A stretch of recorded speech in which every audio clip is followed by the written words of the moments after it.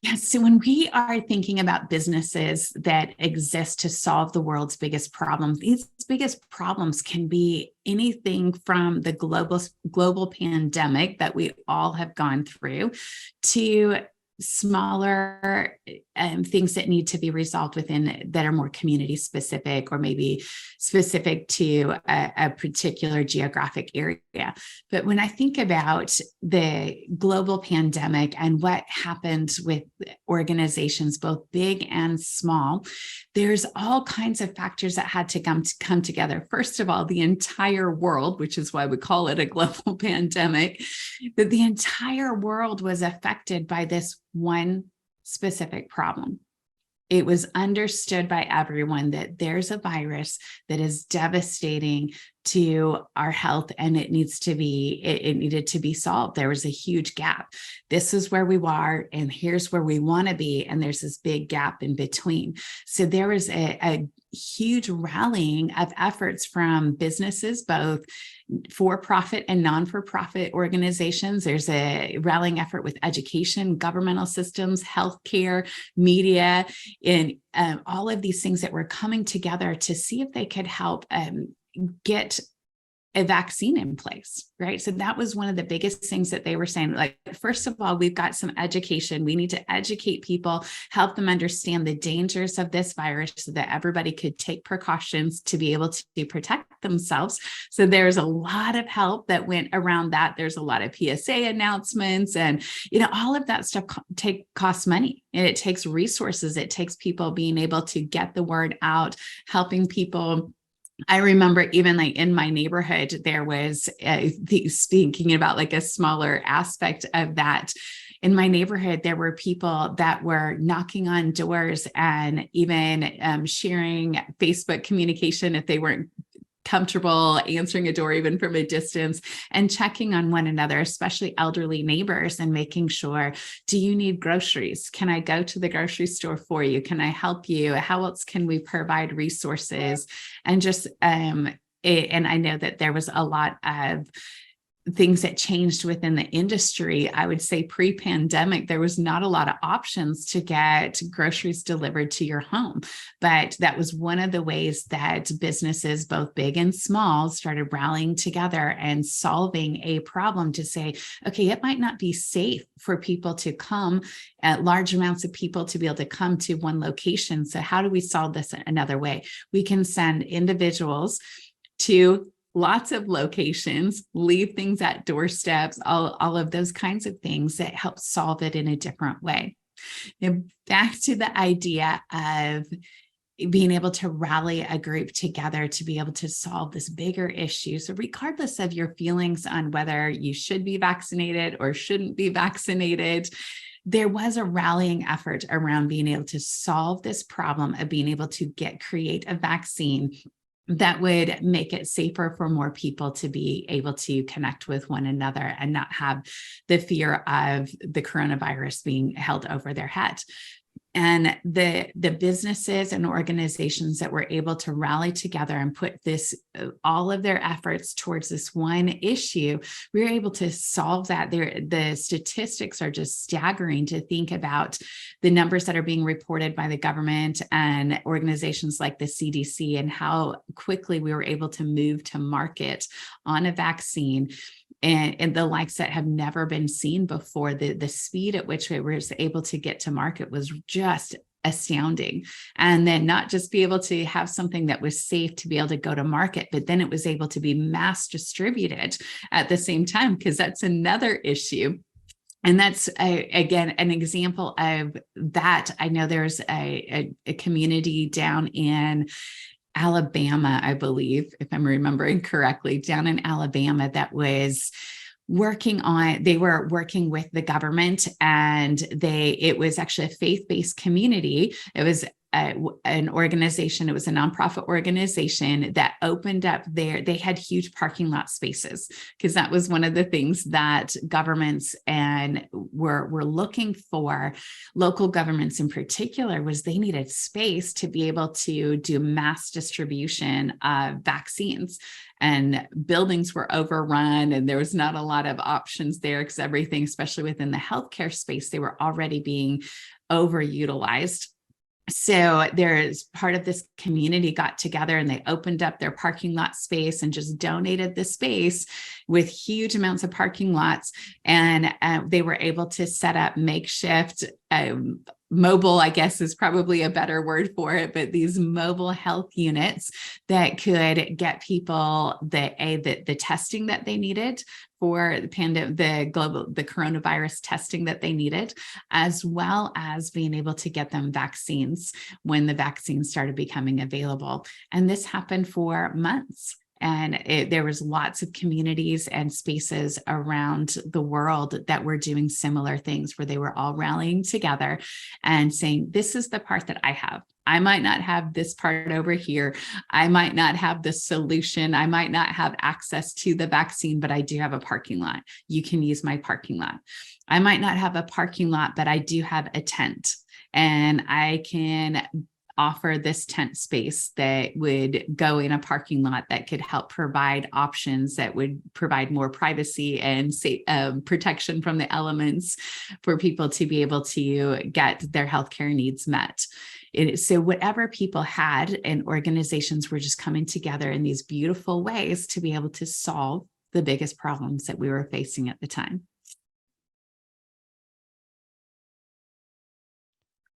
I think when we're trying to solve the biggest problems, I think the biggest thing that we struggle with, whether it's within our particular organization or even in a society, a community wide, is our culture. And because culture is this weird, interesting, nuanced thing. We hear it bantered around a lot, but culture is the way that we think, act, and interact with one another. And in a lot of times people will talk about culture in ways of like, oh, we need to create a culture, or we need to create a better culture, or something along those lines. And here's the crazy part. Whether they know it or not, everybody has a culture. Because you can't actually create one, weirdly enough. You can only be a culture.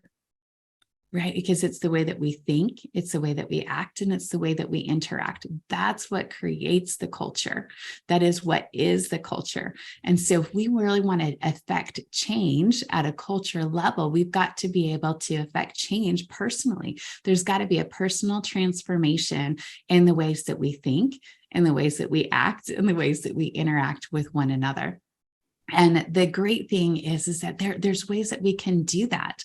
And I know organizations are typically, they have heard about creating values, and okay, we need to have some values, and we're going to list these values and put them on our walls. And these are the values of our company or organization, and which is great. That's a great place to start, because value should be this defining space where it says, okay, based on these values, this is the framework that we're going to operate under, so that will help us understand what's the expectation. How are we supposed to think? How are we supposed to act? What's normal for interacting within this space?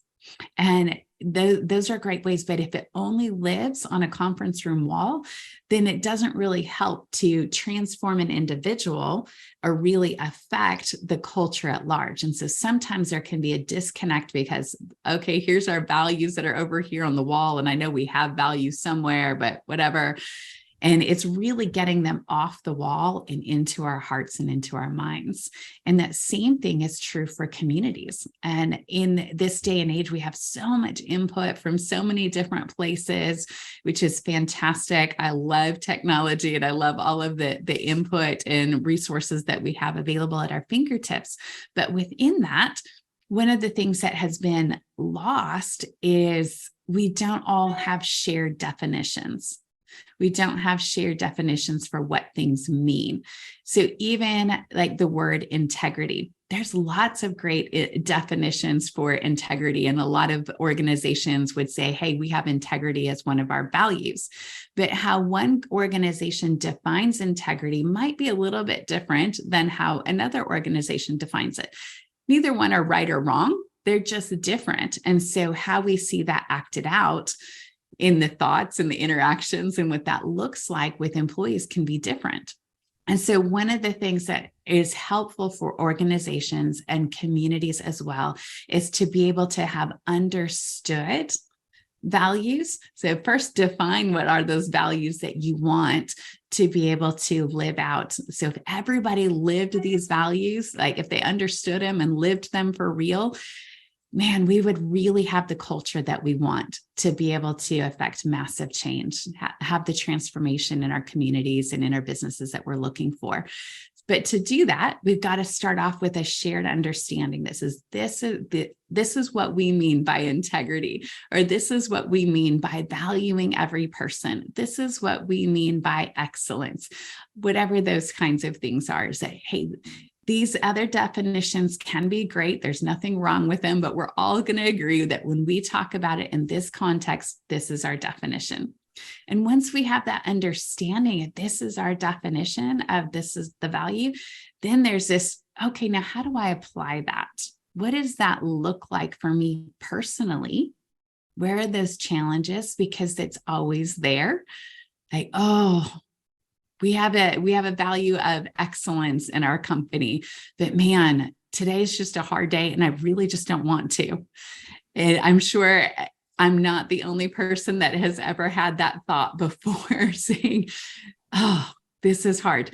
And having that challenge where the value challenges who you are and how you make decisions. It could be that you have a high value for valuing every person and treating customers and employees with high value, that you want to be a very relational, customer-centric organization. And sometimes we're just irritated. And so that's a moment where that value, okay, we've got this value over here, but I have this tension point where the rubber meets the road and, oh, this person in front of me is driving me crazy. So how do I choose to act, interact, and what am I thinking? And that goes into that personal transformation where I've really got to have that value inside of me that regardless of the behavior of the person on the other side of me, I'm choosing. I'm the one that's fully empowered to choose to still be respectful, still value them, regardless of how they are treating me or whatever nerves that they happen to be getting on at that particular time. So that's where we really start seeing massive culture shift. That's where we're able to see from communities to companies being able to shift and change their cultures. It starts with that understanding the values and people being able to live out those values, and they're being transformed in the way that they're thinking and the way they're acting and interacting with one another based on those values. Yes. So examples of businesses and organizations solving the world's biggest problems. Oh my goodness. There's lots of places to start. And, I would think one of my favorite examples kind of goes back to the early 80s and Steve Jobs.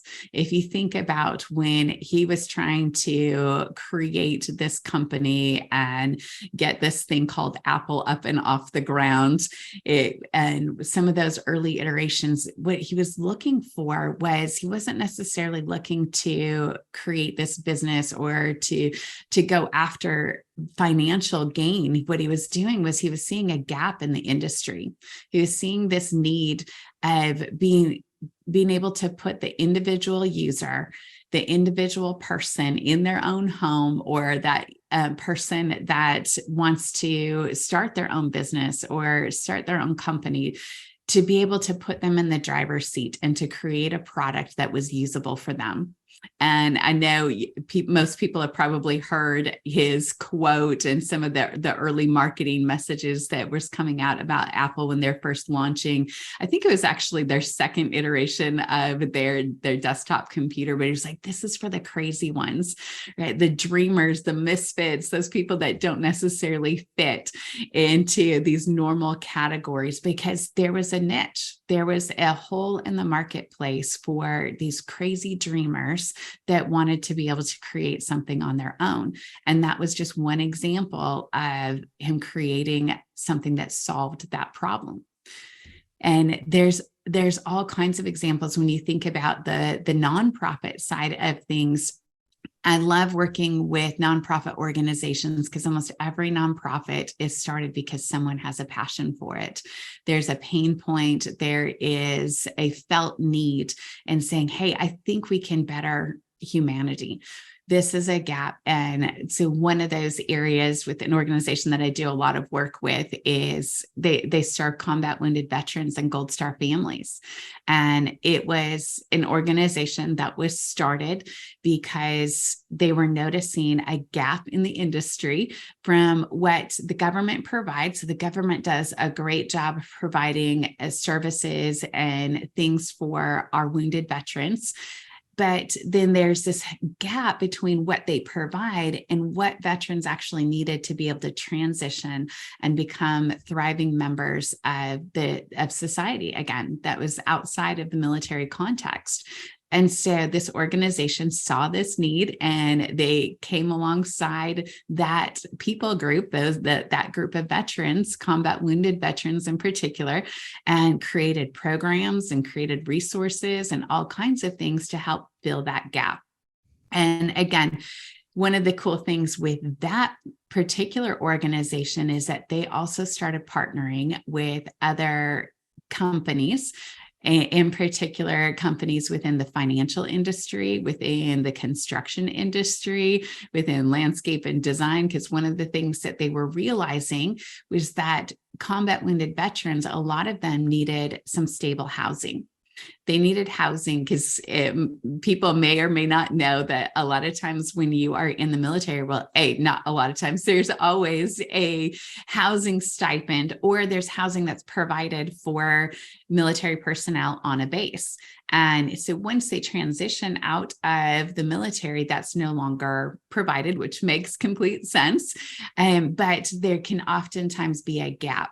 And so if they're now on a fixed income because of a disability that they sustained in combat, and now they've got some other physical challenges that are meaning that they need some different resources available in a home.